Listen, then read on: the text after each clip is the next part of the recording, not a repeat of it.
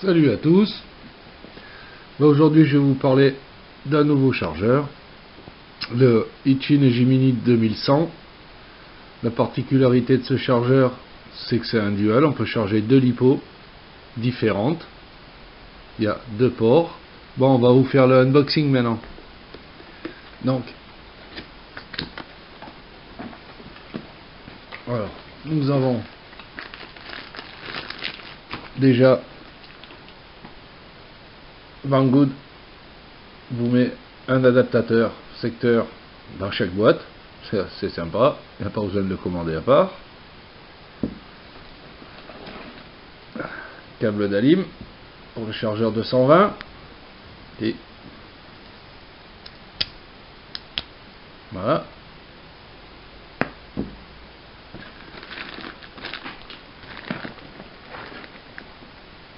Et faisceau pour différentes connexions. Voilà.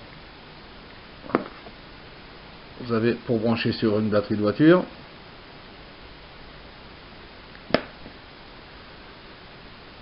Ensuite, c'est bien ficelé.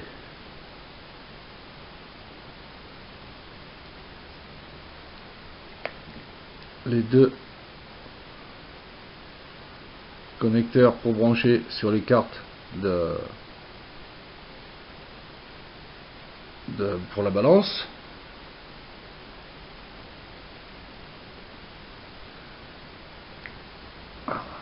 Une connexion pour brancher la LiPo en XT60. Un connecteur, je ne sais pas où il va. Peut-être pour charger quelque chose. Enfin, on verra à l'usage. Et un connecteur pour les LiPo anti-plug.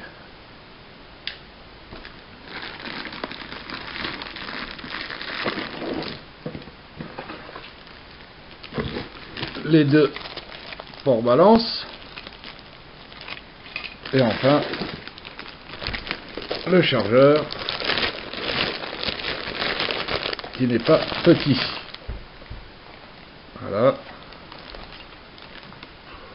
Vous voyez, ça fait quand même presque 20 cm de haut. C'est un 2x80 watts. Les deux ports balance, les deux ports LiPo. Les ventilos, un de chaque côté. La ligne 220. La ligne 12 volts pour brancher sur la voiture. Et deux ports pour les capteurs de température qui ne sont pas prévus dans le kit. Voilà, pour le moment c'est déjà pas mal. Je vais vous le brancher, on va faire des petits tests avec des LiPo, hein. Donc à tout de suite. Bon ben me revoilà. Donc voilà, j'ai tout branché. Donc on va le mettre en route. Voilà. Voilà. Alors, on va regarder ça de près. Voilà. Voilà. Nous sommes en LiPo-charge. LiPo-charge, c'est sans balance. Donc, on passe. LiPo-balance. Là, c'est une charge avec balance. Ça, c'est une charge rapide sans balance. Pour le storage. Pour la décharge, c'est-à-dire ça va décharger les éléments jusqu'à 3V3. Donc nous, ce qui nous intéresse, c'est quand même la balance. Donc là, vous voyez que je suis sur le port gauche, celui-là. On peut changer. Voilà, et là, je passe sur le port droit.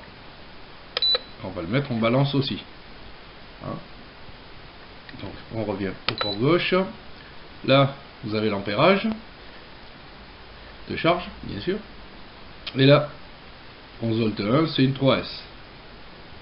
Donc, on va appuyer là. Moi, je veux charger ces deux LiPo. Alors, je vous signale, bon, c'est des LiPo de test, elles sont rincées, hein. Donc, j'ai une 2002 Ziply 3S et une 1500 Genesis 3S. Donc on va commencer par là.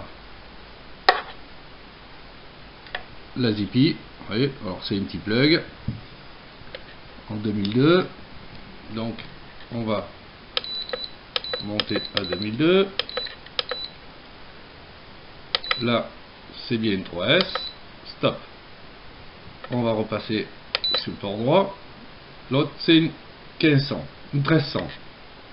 Donc hop, on va descendre à 1300. C'est bien une 3S. Bon, maintenant on va brancher tout ça. Donc la Zippy, on va la mettre là.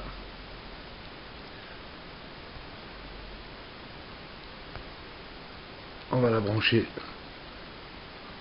en 3S sur le port. Et la Genesis, on va la brancher là. Voilà.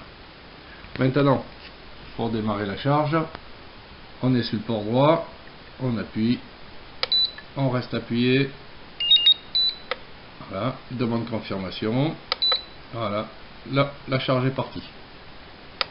On va repasser sur le port gauche. On appuie, on reste appuyé. Le voltage. Donc, celle-là, elle a un souci.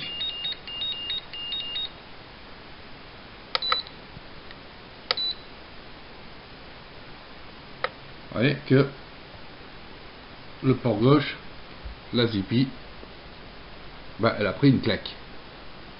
Donc, le voltage ne peut pas démarrer. Par contre, l'autre côté, sur la Genesis, ça continue à charger. Voilà, ça me donne l'état de voltage de la batterie de chaque élément.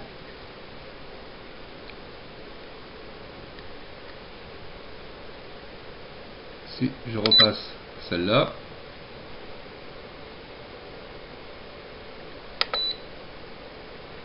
je peux appuyer, rien à foutre, elle ne voudra pas partir. Donc,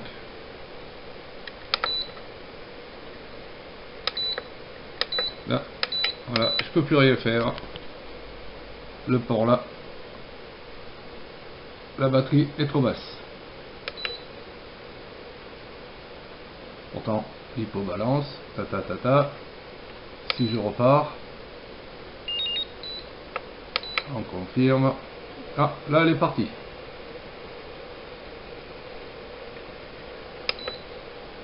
Oh, c'était limite, ouais.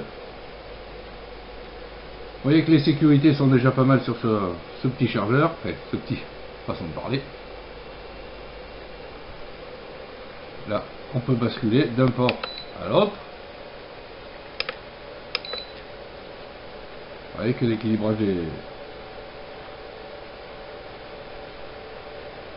des éléments n'est pas faramineux. Celles-là, elles sont rincées de toute façon, elles ne tiennent plus la décharge. Voilà. Là vous voyez que la Zippy aussi est pas mal à côté. Comme je vous l'ai dit, c'est des batteries que je me sers pour faire des tests sans plus. Voilà, voilà. On bouge un petit peu. Il y a un élément qui prend trop la charge. Alors on l'arrête. On retourne, on remet en route. Voilà, high voltage. Il y a un élément qui part en sucette complètement. Vous voyez que la sécurité, comme je vous l'ai dit, est pas mal. Celle-là, elle est morte. Celle-là continue pépère sa charge. Voilà, elle est en train de s'équilibrer tranquille. Celle-là, next, elle veut plus. Voilà, tout ce que je peux vous dire pour le moment, c'est que c'est pas mal. Donc on va arrêter la charge de celle-là aussi. Voilà. Bon. Oups. Voilà. On peut, comme je vous l'ai montré, là on est en lipo. Fast charge, storage, décharge, charge, balance. Voilà, là c'est tous les modes pour la lipo. Après, programme select, lipobat. Là.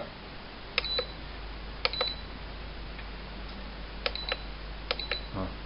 Nickel métal hydride. Cadmium nickel. Plomb. Sauvegarder les données. Charger les données.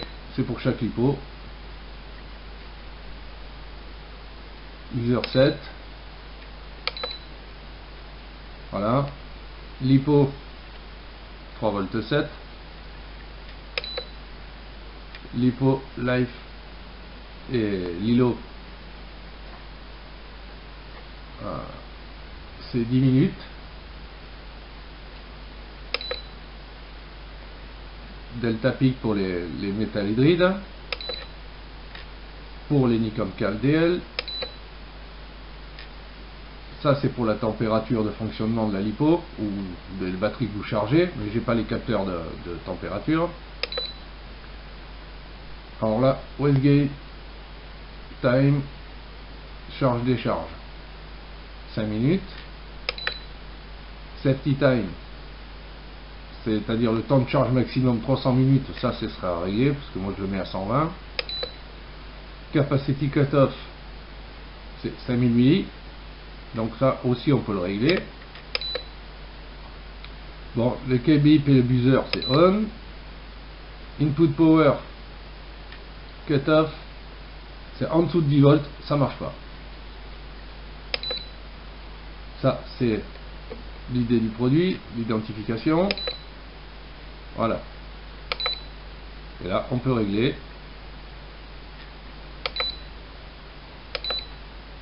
Voilà.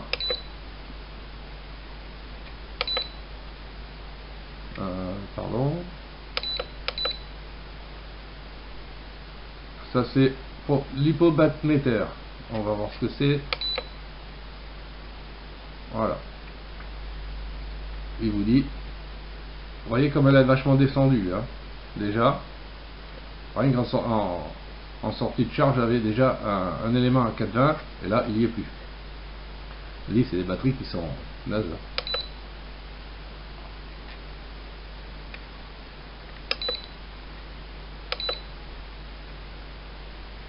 Voilà, c'est à peu près tout ce que je peux vous mettre.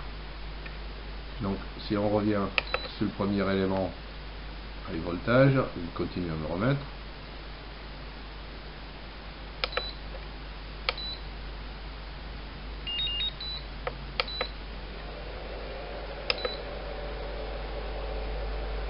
Voilà, je vais revenir sur le deuxième.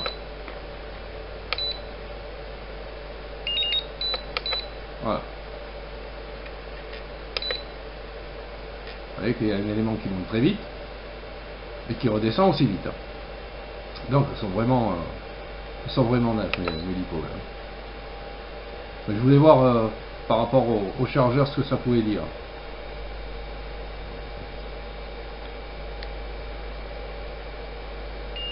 Voilà, high voltage, celle-là, elle est vraiment morte.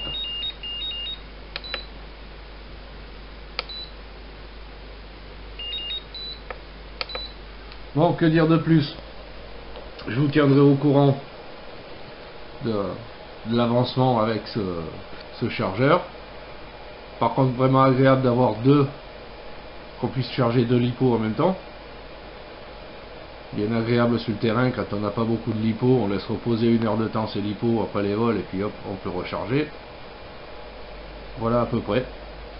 Donc je vous tiendrai bien au courant, comme je vous l'ai dit, de l'évolution de ce chargeur avec les lipos. Au fur et à mesure, je posterai sur le forum entre temps pour vous montrer. Peut-être pas en vidéo, mais je vous donnerai les résultats.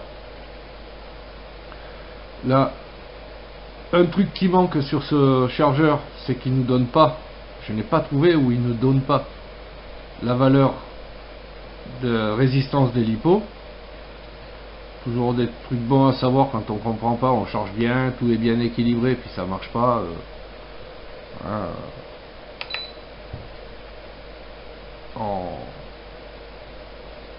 On aimerait bien savoir la valeur ohmique des LiPo, la résistance. Et là, on ne l'a pas.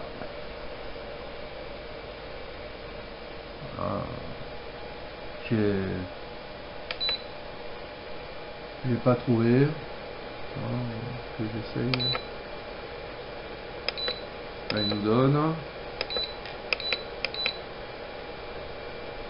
On peut régler au fur et à mesure. Un voltage de 12 volts 6, oui d'accord. La capacité maxi, le cutoff, safety time, température. Ouais, là j'ai les températures, mais j'ai pas l'externe, c'est-à-dire la température de la LiPo.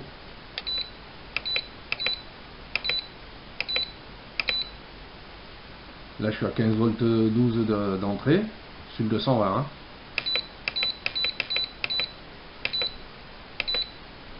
Un voltage c'est 12 volts 6, c'est du 3S.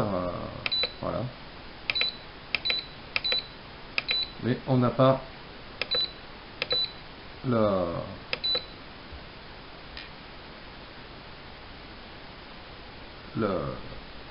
les ohms.